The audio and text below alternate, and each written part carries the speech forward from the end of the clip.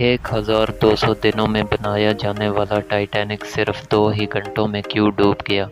10 अप्रैल 1912 ये वो दिन था जब दुनिया का सबसे बड़ा और महंगा तरीन टाइटैनिक जहाज़ अपने पहले सफ़र के आगाज़ के लिए बिल्कुल तैयार था।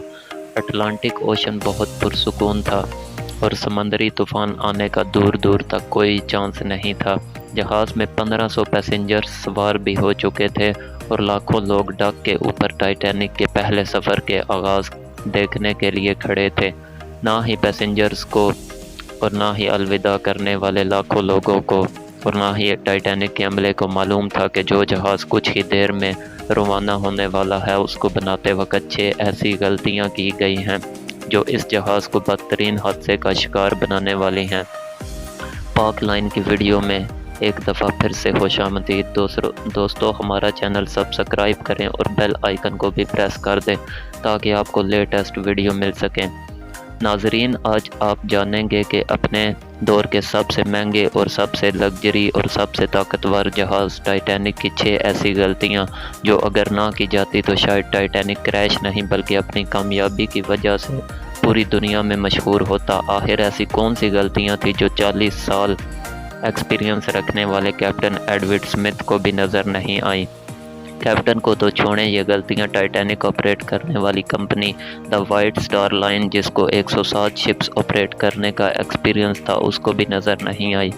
और तो और ये गलतियां टाइटैनिक मैन्युफैक्चर करने वाली कंपनी हारलैंड एंड वुल्फ को भी नज़र नहीं आई जिन्होंने टाइटैनिक से पहले 500 शिप्स मैन्युफैक्चर की थी।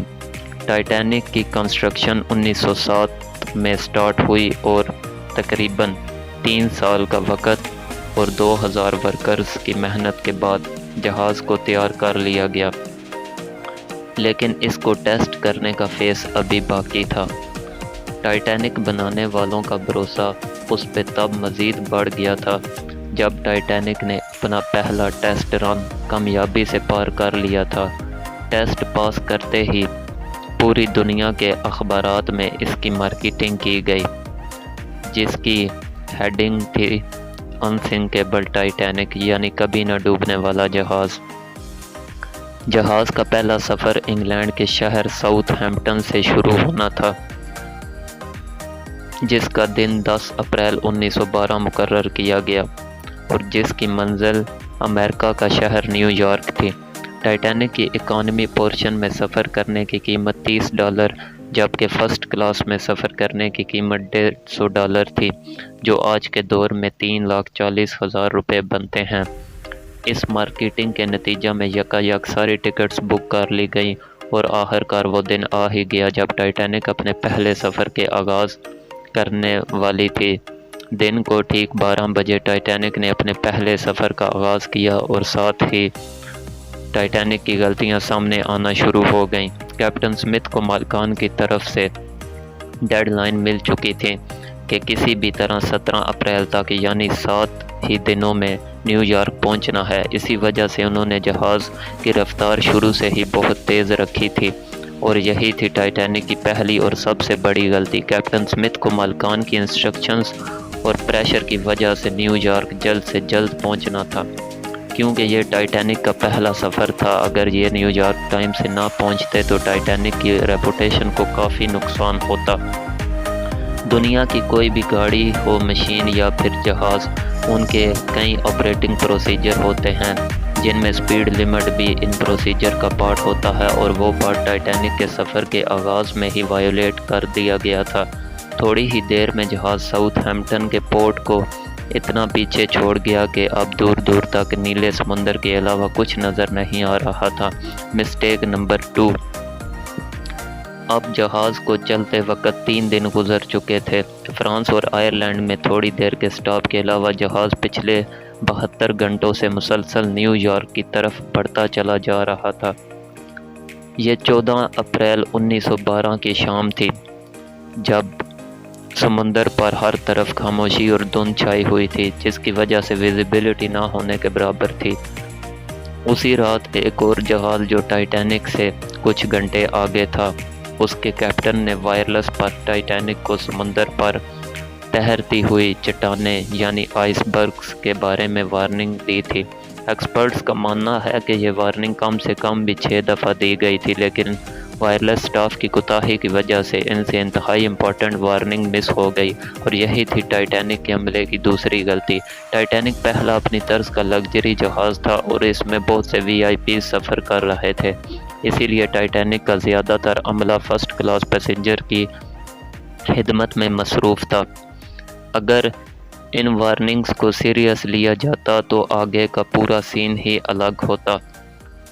ٹائٹینک کی سپیڈ بے انتہا تیز تھی اور انہوں نے امپورٹنٹ میسج بھی مس کر دیا تھا۔ اب ٹائٹینک فل سپیڈ میں انتہائی بے خوف انداز میں آئس برگز کی طرف بڑھ رہا تھا، لیکن ابھی بھی جہاز بچ سکتا تھا کیونکہ جہاز کے پہرے دار الرٹ تھے جو دور سے کسی بھی آئس برگز کی خبر کیپٹن کو دیتے، لیکن دور سے دیکھنے کے لیے ان کے پاس ایک چیز نہیں تھی۔ جی ہاں، اور اس چیز کا نام ہے دوربین۔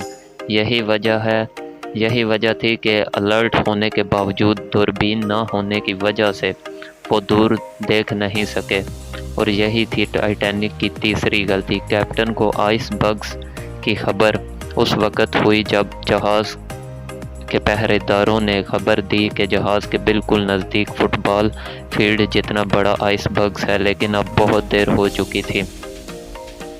مسٹیک نمبر 4، کیونکہ اٹلانٹک اوشن میں شپس کو اکثر ایسے آئس برگز کا سامنا کرنا پڑتا ہے جس کے بارے میں بڑے بڑے جہاز آرام سے ہینڈل کر لیتے ہیں۔ شاید کیپٹن سمتھ نے بھی یہی سوچا تھا۔